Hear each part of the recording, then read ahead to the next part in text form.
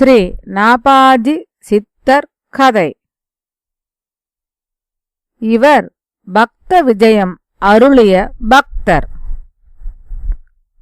முக்தி தரும் நகர் எழில் காசி மிகவும் முக்கியமானதொரு திவ்ய தேசம். அந்த நகரிலே கிருஷ்ணானந்தர் என்ற ஒரு பெரியார் வாழ்ந்து வந்தார். அவரது தவ ஒழுக்கமும் பக்தி விசேஷமும் கண்டு கணக்கற்ற அடியவர்கள் அவரை குருவாகக் கொண்டனர். அவர்களுள் மிகவும் முக்கியமானவர் அனந்தானந்த சுவாமிகள். இவரும் எல்லா வகையாலும் தனது குருவையும் விஞ்சக்கூடியவராக இருந்தார். ஆகவே போகாரிதாசர் என்ற ஒரு மகான் இவரை ஆச்சிரயித்து இவருக்கு சீடர் ஆனார். போகாரிதாசருக்கு 2 சீடர்கள் உண்டு.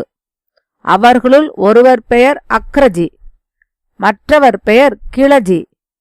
இவ்விருவரில் அக்ரஜி என்பவர் சிறந்த விஷ்ணு பக்தர், எல்லாவிதமான நல்ல குணங்களும் நிறைந்தவர். இறைவனை பாடுவதையும் புகழ் பரப்புவதையும் நோக்கமாக உடையவர். இவரது மெய் தொண்டையும் களங்கமற்ற மனத்தையும் கண்டு பகவான் இவர் மீது எல்லையற்ற கருணையை பொழிந்து இவர் விரும்பும் பொழுதெல்லாம் வந்து காட்சி தருவார். இந்த சமயத்தில் காசிமா நகரில் மிகவும் கடுமையான பஞ்சம் தோன்றியது. மக்கள் உண்ண உணவும் குடிநீருமின்றி தவியாய் தவித்தனர். அந்த நகரில் இளம் குழந்தைகளுடன் விதவையான ஒரு பெண் தன்னை ஆதரிப்பாரின்றி பஞ்சத்தின் கொடுமையால் வருந்தி ஆற்றங்கரைக்குச் சென்று குழந்தையை கரையிலே விட்டுவிட்டு ஆற்றிலே விழுந்து இறந்து போனாள். குழந்தை அயர்ந்து தூங்கிய சமயம் அவள் விழுந்ததினால் அது தெய்வாதீனமாக பிழைத்தது. சற்று நேரத்திற்கெல்லாம் எழுந்து பார்த்து தாயை காணாமல் ஓவென்று அழலாயிற்று. அந்த சமயம் அக்ரஜி நீராடும் பொருட்டு நதிக்கு வந்து சேர்ந்தார். அங்கே மழலை முற்றாத சிறுவன் அழுது கொண்டிருப்பது கண்டு, அப்பா குழந்தாய், உன் பெயர் என்ன? ஏன் அழுகிறாய் என்று கேட்டார். அந்த குழந்தை தன் மழலை மொழியால், அம்மா சாதம் போடவில்லை, கேட்டேன், எங்கேயோ போய்விட்டாள் என்றது. குழந்தையின் வார்த்தைகளை கேட்ட அக்ரஜி, நீ வருந்தாதே, நான் உன் தாயாரிடம் அழைத்துச் செல்கிறேன் என்று சொல்லியவராய் நீராடிவிட்டு குழந்தையை தன்னுடன் மடத்திற்கு அழைத்துச் சென்றார். அந்த குழந்தையின் இயற்பெயர் தெரியாத காரணத்தினால் நாபாஜி என்று பெயரிட்டார் அக்ரஜி. அந்த குழந்தை மடத்திலேயே வசித்து வந்தது. அக்ரஜி பூஜை செய்யும் பொழுதெல்லாம் உடனிருந்து பார்த்தபடியே அமர்ந்திருக்கும். மடத்திற்கு வரும் மகான்களை வணங்கி அவர்களுடைய நல் உரைகளை கேட்கும்.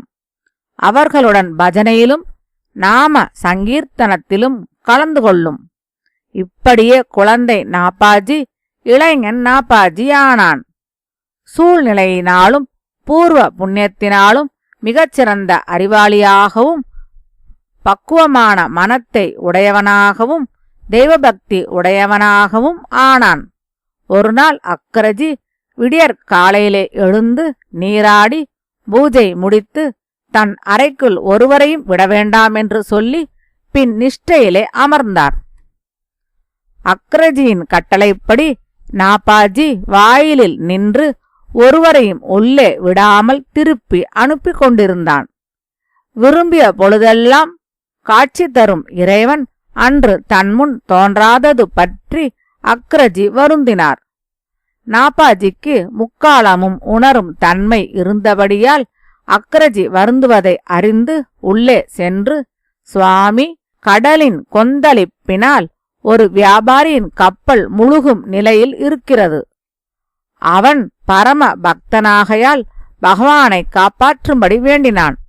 மேலும் அக்கப்பல் தப்பினால் தங்களின் மடத்துக்கு கைங்கரியத்தின் பொருட்டு 5இல் 1 பங்கு பொன் தருவதாகவும் பிரார்த்தனை செய்து கொண்டிருக்கிறான்.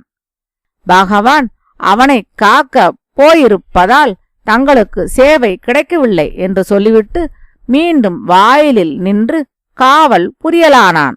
நாபாஜியின் சொல்லை கேட்டபின் அவர் சற்று நேரம் மௌனமாகி பிறகு மீண்டும் தியானம் செய்யலானார். அப்பொழுது இறைவன் தோன்ற அக்ரஜி அவரிடம் முன் தியானம் செய்த பொழுது தோன்றாத காரணத்தை கேட்டார். அவர் நாப்பாஜி சொன்ன செய்தியையே மீண்டும் சொல்லி, உனது செயல் நன்கு நடைபெறும் வண்ணம் அந்த பக்தனது கப்பலை கரை சேர்த்தேன், உனக்கும் திருப்திதானே என்று கேட்டு மறைந்து போனார்.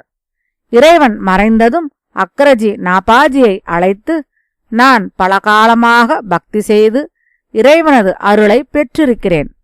ஆனாலும் என் போன்றவர்களுக்கும் இறைவன் என்னென்ன செய்கிறான் என்பது விளங்குவதில்லை. வியாபாரிக்கு உதவியது உனக்கு எப்படி தெரிந்தது? இந்த ஞான திருஷ்டி உனக்கு எப்படி உண்டாயிற்று என்றார். அதற்கு நாப்பாஜி, சுவாமி, நான் நாயினும் கடையேன். தாங்கள் என்னை சிலாகிக்கும்படி அபூர்வ சக்தி ஒன்றும் என்னிடம் இல்லை. புண்ணியாத்மாவாகிய தங்களது தரிசனத்தினாலும் மடத்தில் அவ்வப்பொழுது எழுந்தருளும் மகான்களின் அனுகிரகத்தினாலும் இறைவன் இந்த சக்தியை எனக்கு அளித்திருக்கிறார் என்று நினைக்கிறேன். அதைக் கொண்டுதான் இறைவன் வியாபாரிக்கு உதவியது அறிந்தேன். இவையெல்லாம் தாங்கள் இட்ட பிச்சைதான். எனக்கு மெய்ஞானத்தை ஊட்டியது தாங்களே என்றோ என்றான். தனது அருமையான சீடனை நோக்கி மனம் மகிழ்ந்தார் அக்ரஜி. இப்படிப்பட்ட அருமையானதொரு சக்தியை நல்ல முறையிலே உலகினருக்கு பயன்படும் வகையிலே செய்ய வேண்டுமென்ற எண்ணம் அவரது மனத்தில் உதித்தது. உடனே நாப்பாஜியை நோக்கி, உனது கூர்மையான அறிவும் பக்தியும் உலகில் என்றென்றும் நிலைத்திருக்கும்படி பக்தர்களது அருமையான சரித்திரங்களையெல்லாம் குவாலியர் பாஷையிலும் பிராகிருத பாஷையிலும் எழுதுவாயாக என்று கட்டளையிட்டார். குருநாதரது கட்டளையை சிரமேற்கொண்டு நாப்பாஜி தமது அற்புதமான நடையிலே பாகவதோத்தமர்களின் சரிதங்களையெல்லாம் தொகுத்து ஒரு பெருங்கடல் போல் எழுதி வைத்து பிரவசனமும் செய்தார். இந்த அரும்பெரும் செயலைச் செய்து முடித்ததன் பொருட்டு பண்டிதரும் பாமரரும் ஏழைகளும் செல்வர்களும் பேதமின்றி அவரை ஒருமுகமாக புகழ்ந்தனர். இவர் செய்த நூலையே முதல் நூலாகக் கொண்டு நாட்டின் பல்வேறு மொழிகளிலும் பக்தர்களின் சரிதங்கள் வெளிவரலாயின.